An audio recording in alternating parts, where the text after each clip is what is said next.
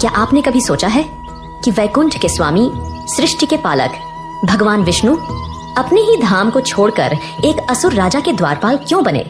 ये कहानी सिर्फ एक अवतार की नहीं, ये कहानी है एक वचन की, एक छल की और उस भक्ति की जिसने स्वयं भगवान को भी एक बंधन में बांध लिया था। ये कहानी उस रहस्य से शुरू होती है जब माता लक्ष्मी ने अपने ही पति को वैकुंठ में नहीं पाया। वैकुंठ, जहाँ आनंद की धारा बहती थी, आज वहाँ महीनों से एक सन्नाटा पसरा था। ब्रह्मांड के स्वामी अपने सिंहासन पर नहीं थे। माता लक्ष्मी का हृदय व्याकुल था। उन्हें पता था कि उनके प्रभु कहाँ हैं, पर वो उन्हें वापस लाने में असमर्थ थीं। देवर्षि नारद वीणा बजाते हुए प्रवेश करते हैं। नारायण नारायण माते, आपके मुख पर ये चिंता की लकीरें। त्रिलोक में सब कुशल तो है, प्रभु कहाँ हैं? प्रणाम देवर्षि। क्या कुशल कहूँ, जिनके होने से ही सब कुशल होता है वही यहाँ नहीं है। मेरे स्वामी, मेरे नारायण पाताल लोक में है। पाताल लोक में? पर क्यों माते? वहाँ तो असुर सम्राट बलि का शासन है। प्रभु वहाँ क्या कर रहे हैं? वही तो मेरे दुख का कारण है नारद। वो राजा बलि के द्वारपाल बने हुए हैं। क्या? ये तो असंभव है। देवों के रक्षक एक असुर के प्रहरी? ये कैसे हुआ माते? इस अनहोनी के पीछे की कथा क्या है? ये कथा शुरू होती है एक भक्त के अहंकार से, एक गुरु की चालाकी से और मेरे प्रभु के एक छल से। लेकिन क्या आप जानते हैं कि इस छल में एक ऐसी वस्तु का प्रयोग हुआ था जो शुक्राचार्य की सबसे बड़ी गलती बन गई? वो वस्तु क्या थी? इसका जवाब हम वीडियो के अंत में आपसे पूछेंगे, तो कहानी को ध्यान से देखिएगा। ये कहानी उस समय की है जब धरती पर एक ऐसा राजा था जिसके दान के चर्चे देवलोक तक में थे। वो था प्रहलाद का पौत्र, असुर सम्राट बलि।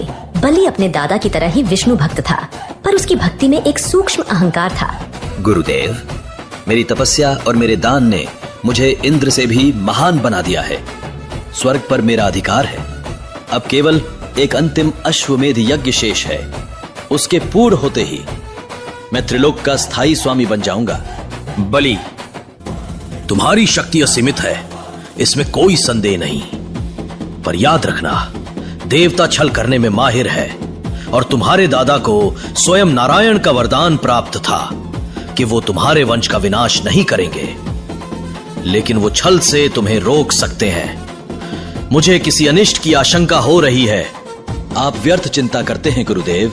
अगर स्वयं नारायण भी मेरे सामने याचक बनकर आ जाएं, तो मैं उन्हें भी खाली हाथ नहीं लौटाऊंगा।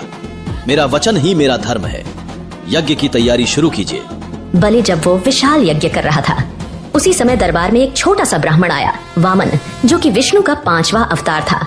महाराज, एक अद्भुत ब्राह्मण कुमार आपसे भिक्षा लेने आए हैं। उनका तेज देखकर लगता है जैसे स्वयं सूर्य धरती पर उतर आए हों। मेरे यज्ञ के समय आया याचक, ये तो मेरा सौभाग्य है। उसे सम्मान के साथ अंदर लाओ। वामन रूपी विष्णु धीरे धीरे चलकर बलि के सिंहासन के पास आते हैं। उनकी शांत आंखों में ब्रह्मांड की गहराई है। उनके एक हाथ में छाता था और दूसरे में पीतल से बना एक छोटा चमकता हुआ कमंडल। हे ब्राह्मण कुमार, आपका इस यज्ञ में स्वागत है। मैं प्रहलाद का पौत्र दानवीर बलि आपका अभिनंदन करता हूँ। मांगिए, आपको क्या चाहिए? सोना, चांदी, गांव, हाथी, घोड़े? आज आप जो मांगेंगे वो आपको मिलेगा।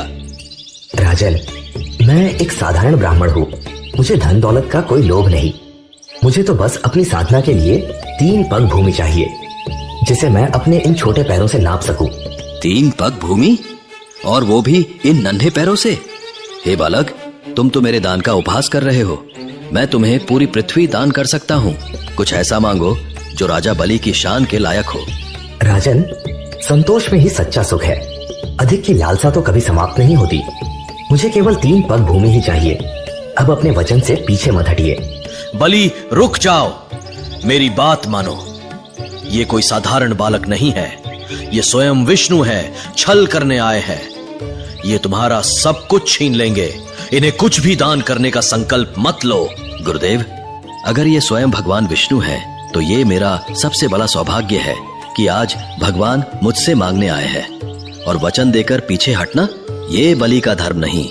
जब बलि के संकल्प लेने का समय आया तो शुक्राचार्य ने सोचा, अरे ये बलि तो वचन दे बैठा, अब सब खत्म हो जाएगा, रोकना होगा इसे।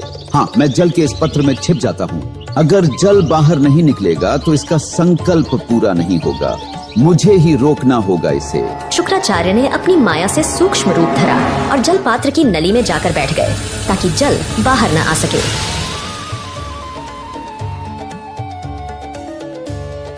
अरे जल क्यों नहीं निकल रहा? वामन सब समझ रहे थे। तभी वामन मुस्कुराए और उन्होंने सूखी नुकीली कुश घास का एक तिनका उठाया और मुस्कुराते हुए उसे पात्र की नली में डाल दिया।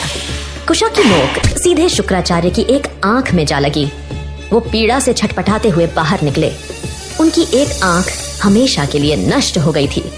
इसके बाद बलि ने अपना संकल्प पूरा किया और जैसे ही ये शब्द उसके मुख से निकले, इतिहास ने एक नया मोड़ लिया। उस छोटे से ब्राह्मण बालक का शरीर अब पूरे ब्रह्मांड में फैल रहा था। वो वामन नहीं, अब त्रिविक्रम थे। उन्होंने अपना पहला कदम उठाया और एक ही पग में समस्त भूलोक नप गया। उन्होंने अपना दूसरा कदम उठाया और दूसरे पग में संपूर्ण देवलोक और ब्रह्मलोक तक नप गया। विराट भगवान विष्णु बलि की ओर देखते हैं। बलि, तुम्हारे दान के अनुसार 2 पगों में मैंने पृथ्वी और स्वर्ग नाप लिए। अब बताओ, अपना वचन पूरा करने के लिए मैं तीसरा पग कहाँ रखूं? बलि के चेहरे से अहंकार का नकाब उतर चुका था। वो घुटनों के बल बैठ गया और हाथ जोड़ लिए। प्रभु, आपने मुझसे मेरा राज्य छीना, मेरा स्वर्ग छीना, पर आप मेरी भक्ति नहीं छीन सकते। ये शरीर नश्वर है, अगर कुछ बचता है तो वो है मेरा अहंकार। प्रभु, तीसरा पग मेरे इस अहंकार से भरे मस्तक पर रखिए और मुझे मुक्त कर दीजिए। नारायण की भक्ति तभी पूर्ण होती है जब उसमें प्रेम हो और स्मरण भी। अगर इस कथा ने आपके मन में भक्ति की एक लौ जगा दी हो तो वीडियो को लाइक जरूर करें और कमेंट्स में केवल नारायण नारायण ही नहीं बल्कि एक छोटा सा संदेश भी छोड़ जाइए। शायद ये संदेश नारायण के चरणों तक पहुंच जाए। प्रभु, आपने मुझे सब कुछ दिया, लोक, यश और कृपा, लेकिन मैं अब आपके दर्शन कैसे करूंगा? मैं चाहता हूँ कि मैं हर दिन आपके दर्शन कर सकूं। कृपया मुझे इस एक आशीर्वाद से वंचित न करें। हे बलि, तुम्हारी यह विनती भी स्वीकार है। मैं स्वयं सुतल लोक में निवास करूंगा, तुम्हारे द्वारपाल के रूप में, जिससे तुम रोज मेरे दर्शन कर सको। और इस तरह एक भक्त के वचन ने स्वयं भगवान को भी बांध लिया। तो क्या मेरे स्वामी को वापस लाने का कोई मार्ग ही नहीं है देवर्षि? क्या वो हमेशा के लिए एक प्रहरी बने रहेंगे? मार्ग है माते, हर बंधन को काटने का एक सूत्र होता है, पर इसके लिए आपको उस राजा के पास जाना होगा जिसने आपके पति को बंदी बनाया है, पर एक देवी के रूप में नहीं बल्कि एक बहन के रूप में। माता लक्ष्मी की आंखों में एक नई आशा की किरण चमक उठती है। माता लक्ष्मी ने एक साधारण स्त्री का वेश धरा और निकल पड़ी अपने स्वामी को वापस लाने। देवी, आप कौन है और इस तरह विलाप क्यों कर रही है? राजन, मैं बहुत अभागिन हूँ। आज रक्षा का पवित्र दिन है, पर मेरा कोई भाई नहीं है जिसकी कलाई पर मैं ये राखी बांध सकूं। बहन, आज से मुझे अपना भाई समझो। लाओ, मेरी कलाई पर ये रक्षा सूत्र बांधो। इसके पश्चात माता लक्ष्मी ने रेशम के धागों से बनी एक सुंदर राखी राजा बलि की कलाई पर बांध दी। बहन, मांगो, उपहार में क्या चाहिए? मैं तुम्हारी हर परेशानी दूर करूंगा। भैया, मुझे मेरा पति लौटा दीजिए। ये कैसी लीला है प्रभु, जिनके मैं पाताल के द्वार पर प्रतिदिन दर्शन करता हूँ, जिन्हें एक भक्त की तरह निहारता हूँ। आज उन्हीं के लिए एक बहन बनकर आप मेरे समक्ष खड़ी हैं। मेरा धर्म क्या कहता है? एक भक्त का समर्पण या एक भाई का वचन? एक पल की खामोशी के बाद बलि के चेहरे पर एक शांत मुस्कान आती है और वो हाथ जोड़ लेते हैं। नहीं, राजा बलि हार सकता है पर एक भाई नहीं। माते, आपने मुझे भाई बनाकर धन्य कर दिया। आपका पति आपका है, आप प्रभु को अपने साथ ले जा सकती हैं।